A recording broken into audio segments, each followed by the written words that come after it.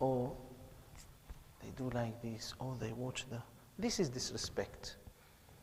But I feel like itchy in my beard, I will do like this. Carry on. Sometime in your nose, sometime you need to do like this, isn't it? Do it with polite way. Allah bless you all.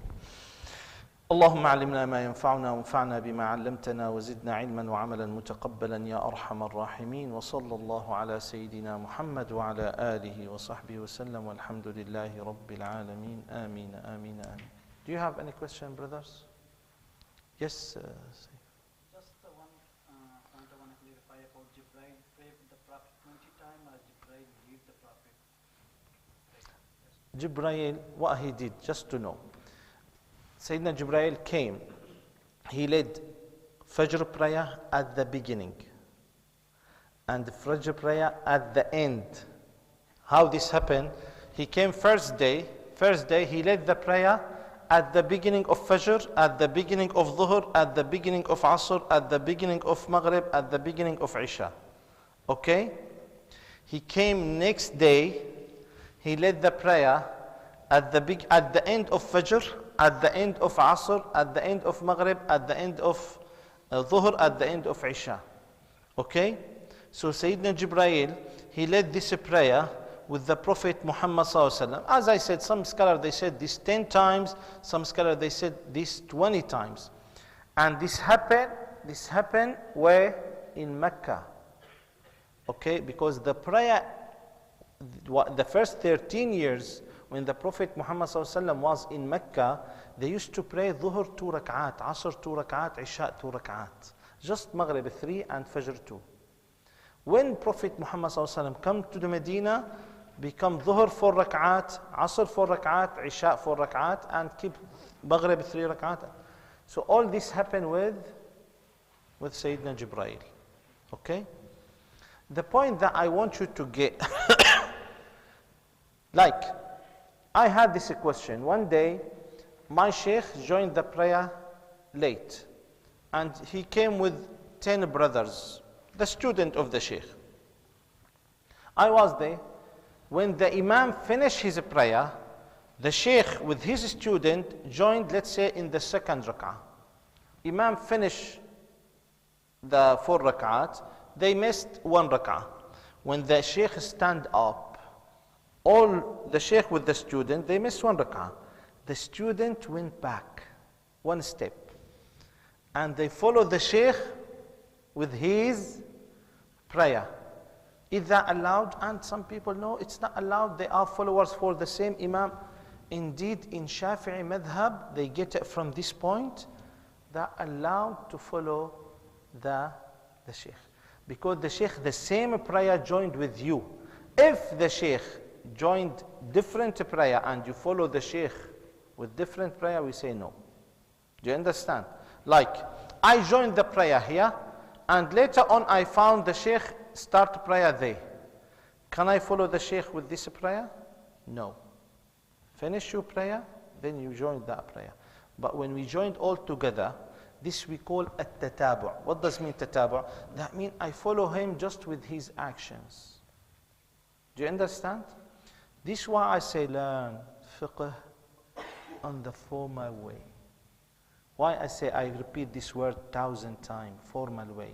Because with all respect, we learn our rules, our worship from people, from society. We learn here.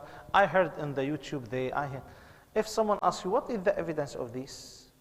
How did you say that? Oh, wallahi, I heard that from big sheikh. Now, let's say Muhammad, the student of Sheikh Fadi, he started the prayer. And Sheikh Fadi come late. And Muhammad recognized Sheikh Fadi behind him. Carry on. Because that will affect people. Carry on. Because that will affect people, make trouble with people. Do you understand? Did you hear this story before this day? Anyone heard this hadith before this day? You see, brothers, this is in Bukhari. What we should do when Imam break his wudu, you see what we do? Imam will pull someone to be on behalf of him, and the Imam will leave the prayer at that time. This is correct. Okay? Allah bless you all. Fajr, Maghrib and Isha, we read out loud with Asr and Dhuhr. yeah, we read quietly. Is there any particular reason behind that? Yes. Why we recite Fajr, Maghrib, Isha loudly, and Dhuhr and Asr we keep it silent? Indeed, this is what the Prophet Muhammad sallallahu alaihi wasallam did. And who idea about this? They said because Dhuhr, Asr, people are busy, and people they do some work here and here. And to recite loudly, you will affect those people, especially if you are at work, if you are somewhere. But Fajr, Maghrib, Isha, people they keep it at their houses, they will come, they end their work. This is what they said. But if you ask me, I say no, this is what the Prophet Muhammad ﷺ did, and he get it from Jibreel, and this is from Allah. Okay? Because, in my opinion, I told you what the scholars said, and I respect this opinion. But indeed, which better to make loudly? When we are busy or when we are free? When we are busy. Because when I recite loudly, to be honest, I concentrate in my prayer more. Right? Seriously, when I recite loudly, I concentrate in the prayer more. But when we recite silently, you find the prayer sometimes, you forget what you recite in the first rak'ah. Right? So this is from Allah. We say tawqifi. Tawqifi, that means this order comes from Allah. Okay? Other scholars, they said at the time of Mecca, you know, when they were in Mecca, Fajr, they used to pray in the private place separately. But Dhuhr, Asr, they used to pray in front of Kaaba.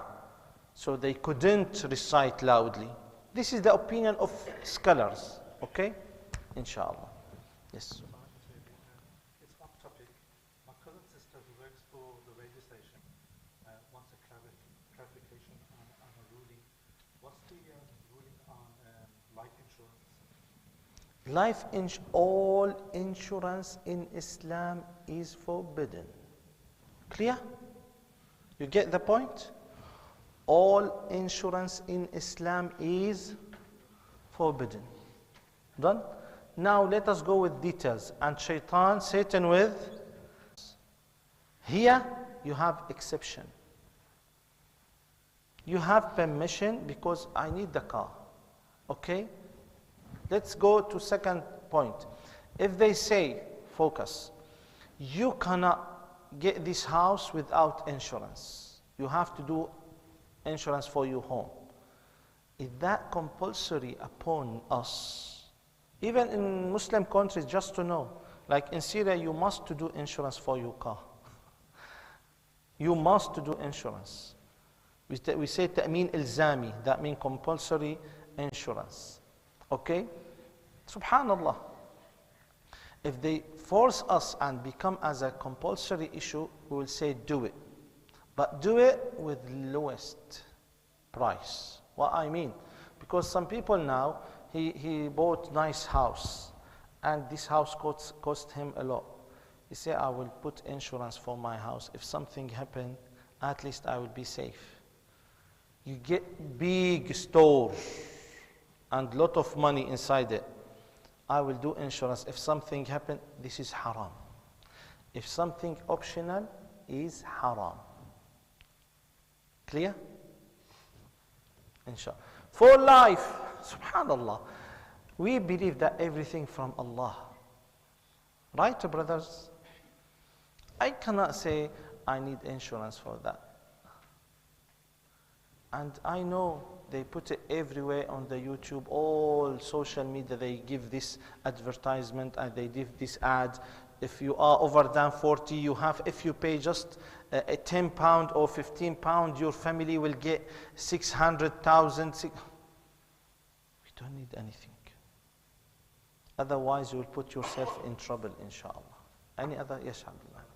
When the Prophet ﷺ was praying at home during the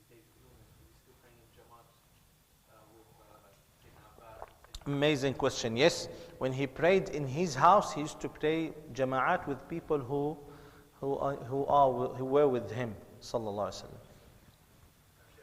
You know, if you're in Jummah, and let's say you're in like a front row, full prayer in like 5 rows, and let's say during the prayer the wudu breaks, should you stop the prayer, go to your wudu and then redo the prayer, or should you leave during the prayer? No, since you break your wudu, imam or follower, you have to stop because your prayer is invalid now. Especially imams. The brothers, one day, Muhammad, this happened with me. I start the prayer from the beginning, subhanAllah. When I start, I have doubt with my wudu. I dislike to discuss, is my wudu right, is my wudu not right. Directly, I finished the prayer, I pulled Muhammad, he carried on the prayer, went, and I rejoined the same prayer because I did wudu. And I joined the prayer again. You understand? But I joined as a follower. That's it. When you break your wudu, directly put your hand on your nose like some bleeding and leave the prayer directly. وصلى الله على سيدنا محمد وعلى آله وصحبه. We'll do the dua after adhan, inshallah.